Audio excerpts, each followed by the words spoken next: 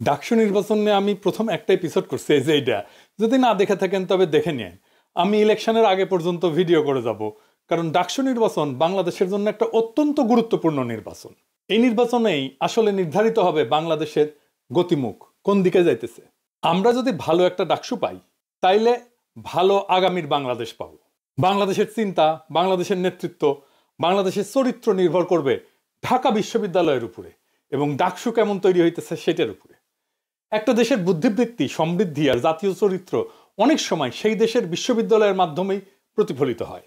কিছু উদাহরণ দিই, যেখানে দেশ আর বিশ্ববিদ্যালয় যেন একে অন্যের প্রতীক হয়ে দাঁড়াইছে। যেমন ধরেন ইংল্যান্ডে অক্সফোর্ড আর কেমব্রিজ, ব্রিটিশ সাম্রাজ্যের ঔপনিবেশিক বিস্তার আর বুদ্ধিবৃত্তিক নেতৃত্ব এই অক্সব্রিজের সাথে যুক্ত। বিজ্ঞান বলেন, দর্শন বলেন, আইন বলেন, সবখানে এর ছাপ আছে। ফ্রান্সে সরবন, আমি যেখানে পড়েছি, ফরাসি বিপ্লব থেকে শুরু করে সাহিত্য, দর্শন সবকিছুই এই সরবন থেকেই আসছে। ফুকো বলেন, জাপল সার্ট বলেন, সবাই সরবনের অ্যালামনাই।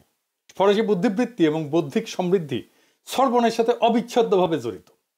জার্মানিতে হুমবোল্ট বিশ্ববিদ্যালয়, বার্লিনে আধুনিক গবেষণা বিশ্ববিদ্যালয়ের মডেল তৈরি হয়েছিল এইখান থেকে। জার্মান দর্শন বলেন, পদার্থবিদ্যা বলেন, সমাজবিজ্ঞান বলেন, সবকিছুর ভিত্তি এইখানে। আমেরিকাতে যেমন হার্ভার্ড আছে, MIT আছে, স্ট্যানফোর্ড আছে। আমেরিকার অর্থনৈতিক সমৃদ্ধি, প্রযুক্তি, উদ্যোক্তা সংস্কৃতির প্রতীক হয়ে আছে MIT আর স্ট্যানফোর্ড। আর রাজনৈতিক আর আইনি চিন্তার প্রতীক হয়ে আছে হার্ভার্ড। এক এক দেশে এক একটা বিশ্ববিদ্যালয় জাতীয় বুদ্ধিবৃত্তির সিগনেচার, যেটা কেবল শিক্ষা প্রতিষ্ঠান না, বরং সেই দেশের ইতিহাস, রাজনীতি, সংস্কৃতি আর সমৃদ্ধির প্রতীক হয়ে যায়। তাই ঢাকা বিশ্ববিদ্যালয়ে যে ছাত্র সংসদ নির্বাচন ডাকসু হইতে যাইতেছে, সেইটা এই বিজয়ীদের কাছে দেশবাসীর একটা প্রত্যাশা থাকবে। কারা এখানে বিজয়ী হবে সেটা দেশবাসীর একটা আকাঙ্ক্ষা থাকবে। আজকের আলাপটা সেইটা নিয়ে। আজকের আলাপের পরে বুঝতে পারবেন কাদের এই নির্বাচনে ভোট দেওয়া যাবে না। আসেন আল্লাহর নামে শুরু করি। আমাদের একটু পিছনে ফিরে যেতে হবে, পিছনের ইতিহাস থেকে শুরু করি, তাহলে বুঝতে সুবিধা হবে। ইংরেজরা যে কারণে ঢাকা বিশ্ববিদ্যালয় প্রতিষ্ঠা করছিল, সেই মতাদর্শিক লক্ষ্য পরিবর্তন করে আপন শিকড়ের দিকে আস্থাশীল, গণমুখী নতুন এক রাষ্ট্র নির্মাণের মহাসড়কে একে পুনঃস্থাপন করতে হবে ঢাকা বিশ্ববিদ্যালয়কে। যারা আমাদের উপনিবেশ বানাইছিল এশিয়ায়, যেমন ইংল্যান্ড থেকে, তারা ইউরোসেন্ট্রিক এডুকেশন, মানে তাদের চিন্তা ভাবনাই ছিল ইউরোসেন্ট্রিক, মানে ইউরোপ হচ্ছে পৃথিবীর সেন্টার, ওইখান থেকে আমাদের ধার করতে হবে। এখানে ইউরোপীয় শিক্ষা, সংস্কৃতি এবং সভ্যতার বিষয়বস্তুকে অগ্রাধিকার দেওয়া হয়। এই ব্যবস্থা বদলে ফেলে বাংলাদেশি জাতি গঠন প্রক্রিয়াকে জোরদার করার লক্ষ্যে এদেশের মানুষের মুসলিম সত্তার প্রতি শ্রদ্ধাশীল এক নতুন শিক্ষা ব্যবস্থার প্রবর্তন ঘটাইতে হবে। কঠিন এই লক্ষ্য অর্জনের জন্য প্রথমে বুঝতে হবে কিভাবে হিন্দুস্তানে ঢুকে ব্রিটিশেরা ধীর পায়ে আগাইছিল।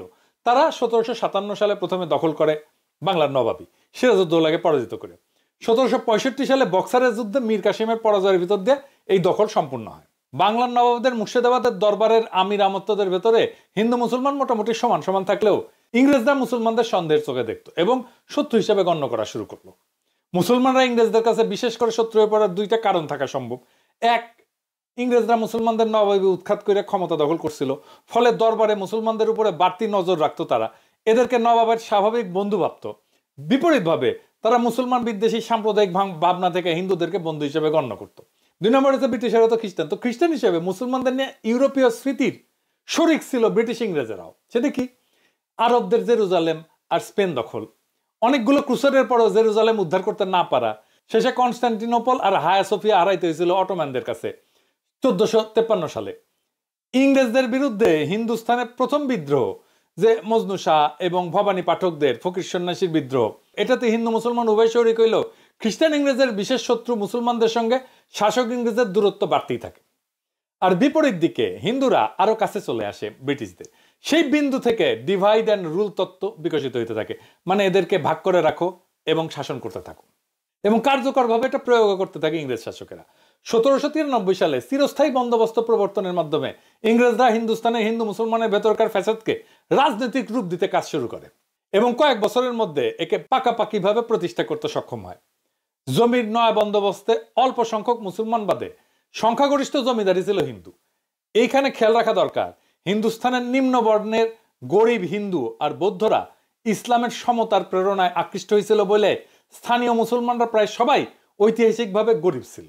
হিন্দু ধর্মের বর্ণ প্রথা এবং জাতপাত ইংরেজদের নীল চাষ আর ভূমির নয়া বন্দোবস্তে জমিদারদের অতিরিক্ত খাজনার শোষণের ফল হিসেবে খাদ্যাভাব এবং দুর্ভিক্ষে মরতে শুরু করে বাংলার গরিবেরা। এর সবচেয়ে বিশাল শিকার হইতে হয় বাংলার মুসলমানদেরকে। অবর্ণনীয় নিগ্রহের জবাবে নানান মাত্রায় চলতে থাকে প্রতিরোধ। তারই ধারাবাহিকতায় 1857 সালে মহাবিদ্রোহ ঘটে, যাতে মুসলমানদের অংশগ্রহণ এবং নেতৃত্ব ছিল চোখে পড়ার মতো ব্যাপক। মানে এটাকেই সিপাহী বিদ্রোহ বলে জানি আমরা। এই 1857 সাল, এই 1857 সালে ব্রিটিশদের বিজয় চূড়ান্ত রূপ লাভ করে এবং মুসলমানদের রাজনৈতিক প্রতিরোধ পুরোপুরি বিপর্যস্ত হয়ে যায়, পরাজিত হয়ে যায়। 1857 সালের পর থেকে ব্রিটিশরা হিন্দুস্তানে তাদের শাসনের জন্য ইউরোপীয় মন মানসিকতার মানুষ বানানো শুরু করে শিক্ষা ব্যবস্থার ভিতর দিয়ে। সেই লক্ষ্যে বাস্তবায়ন করতে 1857 সালে সরকারি ভাষা পরিবর্তন ঘটায়, ফার্সির বদলে ইংরেজি প্রতিষ্ঠা করে। মানে আগে ছিল ফার্সি, এখন ইংরেজি প্রতিষ্ঠা করে। বেশিরভাগ মুসলমানদের রাষ্ট্র, সরকার এবং রাজনৈতিক নেতৃত্ব পরাজিত হবার পরে এরা নিঃস্ব হইয়া ইংরেজের প্রবর্তিত আধুনিক শিক্ষায় খুব কম সংখ্যায় ঢুকতে থাকে। বহু আগে ইংরেজদের কোলে ওঠা হিন্দুদের সাথে কিছু মুসলমান তাল মেলাইতে চেষ্টা করে। একই সঙ্গে হিন্দুস্তান 1857 সালের পর কোম্পানি শাসন থেকে ব্রিটিশ রাজের শাসনে উন্নীত হয়। সরাসরি ব্রিটিশরা শাসন করতে শুরু করে। এই ব্রিটিশ ক্রাউনের কাছে প্রজা হিতৈষী নীতির মানে ছিল শরীরের রং কালো হইলেও একজন ইন্ডিয়ান রুচিতে যেন স্থানীয় ইউরোপীয় হয়ে ওঠে। অবশ্য 1857 সালের আগেই বিশ্বখ্যাত সমাজবিজ্ঞানী জন স্টুয়ার্ট মিল, যিনি ছিলেন ইস্ট ইন্ডিয়া কোম্পানির একজন প্রভাবশালী বোর্ড মেম্বার, জানেন তো, তার অনুপ্রেরণায় হিন্দুস্তান সিভিলাইজিং প্রজেক্টের আওতায় এদেশে ইউরোপীয় শিক্ষার প্রয়োগ শুরু হয়েছিল। মানে এদেরকে সভ্য করতে হবে, এরা অসভ্য। কিন্তু এত এত ঘটনা ঘটলেও বাংলার পূর্বাংশ, মানে এখন যেটা বাংলাদেশ, সেটা ছিল শিক্ষা এবং শাসনের কেন্দ্র থেকে অনেক দূরে। তাই পিছিয়ে থাকা পূর্ববঙ্গের মানুষ, যারা বেশিরভাগ ছিল মুসলমান, তাদেরকে কিছুটা উন্নয়নের ছোঁয়া দিতে ব্রিটিশরা 1905 সালে বঙ্গভঙ্গের ভেতর দিয়া পূর্ব বাংলাকে আলাদা প্রশাসনিক অঞ্চল হিসেবে ঘোষণা করে। কিন্তু ইংরেজ শিক্ষিত কলকাতার বর্ণ হিন্দু এবং পূর্বাঞ্চলের জমিদারেরা তাদের আধিপত্য বজায় রাখতে সামাজিক, সাংস্কৃতিক, রাজনৈতিক ক্ষেত্রে প্রবলভাবে এর বিরোধিতা শুরু করে। ফলে পূর্ববঙ্গের অধিবাসীদের অর্থনৈতিক অগ্রগতি সাধনের এই ব্রিটিশ প্রকল্প ব্যাপক বাধার সম্মুখীন হয়। এই জমিদার হিন্দুরা বোমাবাজি করে আগুন জ্বালা একের সারখার করে দিছিল। ওই সময় হিন্দু শাসিত প্রভাবিত অভিন্ন বঙ্গ ধরে রাখার প্রেরণা জোরদার করতেই রবীন্দ্রনাথ ঠাকুর বঙ্গভঙ্গের প্রতিক্রিয়াতেই আমার সোনার বাংলা আমি তোমায় ভালোবাসি এই গানটা রচনা করেন। অর্থনৈতিক, সাংস্কৃতিক এবং রাজনৈতিকভাবে তৎকালীন অবিভক্ত বাংলার অধিপতি শ্রেণীর নেতৃত্ব হিন্দুদের সংঘবদ্ধ সংগ্রাম এবং প্রতিরোধের মুখে 1911 সালে মাত্র 6 বছরের মধ্যে ব্রিটিশ রাজ বঙ্গভঙ্গ রদ করতে বাধ্য হয়। যদি 1905 সালে গঠিত পূর্ববঙ্গ পৃথক রাজ্য হিসেবে টিকে যেত, তাহলে অল্প কয়েক বছরের মধ্যে নিশ্চয়ই এর রাজধানী ঢাকায় বিশ্ববিদ্যালয়, মেডিকেল কলেজ, ইঞ্জিনিয়ারিং কলেজ অনেক কিছু প্রতিষ্ঠিত হইত। তো ব্রিটিশ রাজের এই সিদ্ধান্ত পরিবর্তন হয় পূর্ববঙ্গের মানুষরা আবার সেই পুরনো বঞ্চনার রাস্তায় ফিরে যায়। ফলে হিন্দু অধিপতি শ্রেণীর বহু বাধা ছিন্ন কইরা, বহু ক্লেশ সহ্য কইরা ঢাকায় প্রথম স্বতন্ত্র বিশ্ববিদ্যালয় প্রতিষ্ঠা হয় অনেক দেরিতে, 1921 সালে। ব্রিটিশ উপনিবেশিক আমলাতন্ত্র এবং কেরানিকুলে যাতে মুসলমানেরা স্থান না পায়, তাই তৎকালীন কলকাতার ক্ষমতাশালী এবং অভিজাত শ্রেণী ঢাকা বিশ্ববিদ্যালয় প্রতিষ্ঠার তীব্র বিরোধিতা করছিল। তবে সমস্ত প্রতিকূলতা উপেক্ষা কইরা 1921 সালে ঢাকা বিশ্ববিদ্যালয় প্রতিষ্ঠিত হয়। এর ফলে পূর্ব বাংলার মুসলিমদের ভাগ্য উন্নয়নের যে নতুন সুযোগ সৃষ্টি হয়েছিল, এতে কোনো সন্দেহ নাই। কিন্তু বাস্তবে যা ঘটছে তা হলো এই অঞ্চল শাসন করার জন্য একটা নতুন গোষ্ঠীর অভ্যুদয় হয়েছে, যারা মানসিকভাবে পশ্চিমের অনুরাগী, তাদের রাজনৈতিক এবং সাংস্কৃতিক ব্যবস্থার অনুসারী এবং স্বদেশের সম্পদ বিদেশে পাচারকারী একটা নব্য ধনিক এবং মধ্যবিত্ত শ্রেণী, যাদের কাছে দেশ একটা উপনিবেশ, যাদের কাছে বাংলাদেশের কোনো ভবিষ্যৎ নাই, সমস্ত ভবিষ্যৎ পশ্চিমে। ঢাকায় একটা বিশ্ববিদ্যালয় প্রতিষ্ঠায় ইংরেজদের অনেক উদ্দেশ্যে প্রধান 3টা উদ্দেশ্য ছিল: 1, ইংরেজ প্রশাসনের সহযোগী অনুগত কর্মচারী তৈরি করা; 2, উপনিবেশিক শাসকদের তৈরি রাজনৈতিক বন্দোবস্ত জারি রাখা; এবং 3, পশ্চিমা সংস্কৃতির প্রতি অনুগত এমন একটা শিক্ষিত জনগোষ্ঠী তৈরি করা, যারা ইংরেজ শাসনের পশ্চিম অভিমুখী যাত্রা চলমান এবং অব্যাহত রাখবে। এরা দেখতে বাদামি বা কালো রঙের বাঙালি মুসলমান হইলেও ভাবাদর্শ, মনন, চালচলনে হবে সাদা সাহেব এবং মেম সাহেবের বাচ্চা।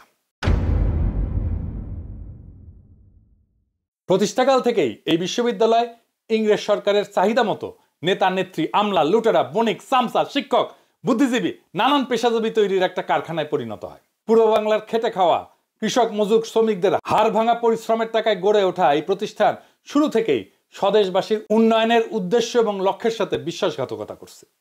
যাদের রক্ত, ঘাম এবং অর্থে এই বিদ্যাপীঠ পরিচালিত হয়, তাদেরই ইতিহাস, ঐতিহ্য, ধর্মবিশ্বাসের বিরুদ্ধে দাঁড়ানোর জন্য জনবল সৃষ্টি করাই হয়ে ওঠে ঢাকা বিশ্ববিদ্যালয়ের প্রধান ভূমিকা। কি তামাশা! তবে আপন কৃষ্টি, সংস্কৃতি এবং দেশপ্রেমে উদ্বুদ্ধ হাতে গোনা অল্প কিছু দেশপ্রেমিক মানুষও এই বিশ্ববিদ্যালয় থেকেই বাড়াইছে। ভাবাদর্শগত ঝোঁকের কারণে এই শিক্ষা প্রতিষ্ঠানের শিক্ষক শিক্ষার্থীরা নিজেদের অজান্তেই এখনো ইংরেজ উপনিবেশিক সংস্কৃতি দিয়ে আচ্ছন্ন হয়ে আছে। 47-এর দেশ স্বাধীনের 78 বছর পরেও এখনো তারা ব্রিটিশ রাজের রাজধানী কলকাতাকেই কেন্দ্র মনে করে তাদের। কালের বিবর্তনে কলকাতা ইন্ডিয়ার একটা পরিত্যক্ত স্মৃতিতে পরিণত হইলেও তাকেই মানদণ্ড ধরে এবং অনুসরণ করে এরা তথাকথিত উচ্চস্তরে উন্নীত হওয়ার চেষ্টা চালায়। লোভের এই লক্ষ্যস্থল কলকাতায় তাদেরকে ক্রমশ মুসলিম বিদ্বেষী করে তোলে। এর চূড়ান্ত পরিণামে পশ্চিমী তাদের ক্যাবলায় পরিণত হয়। ঢাকা বিশ্ববিদ্যালয়ের শিক্ষাক্রমে উত্তীর্ণরা এখনো ইংরেজদের তৈরি সেই সিস্টেম বা ব্যবস্থাকে অনুসরণ করে চলতেছে। এখনকার জ্ঞান উৎপাদনের সিলসিলা পুরোপুরি পশ্চিম কেন্দ্রিক, যেটাকে ইংরেজিতে বলে ইউরোসেন্ট্রিক। আর এই প্রতিষ্ঠানের শিক্ষার্থীদের প্রধান স্বপ্ন হলো ইংরেজদের তৈরি করে রেখে যাওয়া রাজনীতি, প্রশাসন এবং নানা পেশায় প্রবেশ করে ঘুষ, দুর্নীতির মাধ্যমে অঢেল সম্পত্তির মালিক হওয়া এবং সুযোগ পেলে অথবা প্রজন্ম পরবর্তীকালে তার অবৈধভাবে অর্জিত সম্পদ ইউরোপ বা উত্তর আমেরিকায় পাচার করা। 1947 সালে ইংরেজ এবং 1971 সালে পাকিস্তানের শাসন থেকে দুইবার আজাদি লাভের পরেও এই বিশ্ববিদ্যালয়ের আদর্শগত অভিমুখের বা ক্যাবলার কোনো পরিবর্তন ঘটেনি। এইটা এখনো নিজ দেশের ভিত্তিমূলের দিকে ঘুরে তাকায়নি। উপরন্ত দিনের পর দিন এর শিক্ষক এবং শিক্ষার্থীদের মান দুটেই অধঃপতিত হয়েছে। এর ফলে এখান থেকে স্বদেশের প্রতি বৈরী, খুবই নিম্নমানের বিকৃত মানসিকতার একদল লোক তৈরি হয়েছে এবং হচ্ছে। এমন একটা পরিস্থিতির মধ্যে আমরা এই রাষ্ট্রের সবচেয়ে বড় বিনিয়োগ আছে যে বিশ্ববিদ্যালয়, তাকে ছাইড়া দিতে পারি না। এর অভিমুখ অবশ্যই বদলায় দিয়া একে দেশ গড়ার সঠিক পথে স্থাপন করতে হবে। ঢাকা বিশ্ববিদ্যালয়ের বাংলা বিভাগের প্রথিতযশা অধ্যাপক মরহুম আহমেদ শরীফ ঢাকা বিশ্ববিদ্যালয়ের শিক্ষকতা জীবনের অভিজ্ঞতা এবং রাজনৈতিক হস্তক্ষেপ, সহকর্মীদের মধ্যে নীতিহীনতা এবং সামগ্রিকভাবে জ্ঞান চর্চার পরিবেশের অধঃপতনের বিস্তারিত এবং কঠোর চিত্র তুলে ধরে বিভিন্ন সময় লেখা, সাক্ষাৎকার, বক্তব্য ব্যাপক সমালোচনা করছেন। তিনি বলতেন, এখন ঢাকা বিশ্ববিদ্যালয়ের নীতি বলে কিছু নাই, আছে শুধু স্বার্থ। এখানে শিক্ষকতা পেশাটা নৈতিক ও বুদ্ধিবৃত্তিকভাবে দেউলিয়া হয়ে পড়ছে। মনীষী আহমেদ ছফা তার ধ্বস্ত বিধ্বস্ত বিশ্ববিদ্যালয় প্রবন্ধে বাংলাদেশের শিক্ষা ব্যবস্থা, বিশেষ করে ঢাকা বিশ্ববিদ্যালয়ের এই বিবর্তনের কঠোর সমালোচনা করছেন। তিনি একে মুমূর্ষ, রুগ্ন প্রতিষ্ঠান হিসেবে আখ্যায়িত করছেন। 1995 সালে প্রকাশিত গাভী বৃত্তান্ত উপন্যাসে তিনি এই বিশ্ববিদ্যালয়ের শিক্ষক রাজনীতির নোংরা জটিল চিত্র তুলে ধরছেন। এখানে উপাচার্য পদ সহ অন্যান্য পদের জন্য শিক্ষকদের মধ্যে যে ধরনের নৈতিক স্খলন, রাজনৈতিক আনুগত্য এবং ক্ষমতার জন্য কারাগারি দেখা যায়, এর হীনমান এবং রুচিশূন্যতার বর্ণনা মেলে তার ওই গাভী বৃত্তান্তে। এর মাধ্যমে তিনি দেখাইছেন কিভাবে প্রগতিশীল এবং অসাম্প্রদায়িক মতাদর্শের কথা বলতে বলতে এই শিক্ষায়তনকে একটা বন্ধা, নিষ্ফলা, অকেজ প্রতিষ্ঠানে পরিণত করা হয়েছে। আহমেদ ছফা বহু আগেই 1975 সালে যে নোংরা এবং লজ্জাজনক রাজনীতির সমালোচনা করছিলেন তা এখনো বিদ্যমান এবং চলমান আছে। তার মতে ঢাকা বিশ্ববিদ্যালয় এখন জ্ঞান বিতরণের কেন্দ্র না, বরং ক্ষমতা এবং সম্পদ আহরণের একটা লড়াইয়ের ক্ষেত্র। দার্শনিক চিন্তক কবি ফরাদ মাজার তার বিভিন্ন লেখায় এবং বক্তৃতায় বলছেন যে ঢাকা বিশ্ববিদ্যালয় মরে গেছে। এটা এখন মরচে পড়া দপ্তরি ব্যবস্থা, যেখান থেকে বছর শেষে কিছু সনদ বিতরণ ছাড়া আর কিছু হয় না। এর সাথে জ্ঞান বিজ্ঞান বা শিক্ষার কোনো সম্পর্ক নাই। এটা ক্ষমতাসীন রাজনীতির বৌদ্ধিক দাস অথবা ইন্টেলেকচুয়াল স্লেভে পরিণত হয়েছে এবং এই প্রতিষ্ঠান থেকে সৃজনশীলতা বা মুক্ত চিন্তা আশা করা বৃথা। অধ্যাপক সলিমুল্লাহ খান তার বিভিন্ন প্রবন্ধ, নিবন্ধ ও বক্তব্যে ঢাকা বিশ্ববিদ্যালয়ের দুরবস্থার কথা তুলে ধরছেন।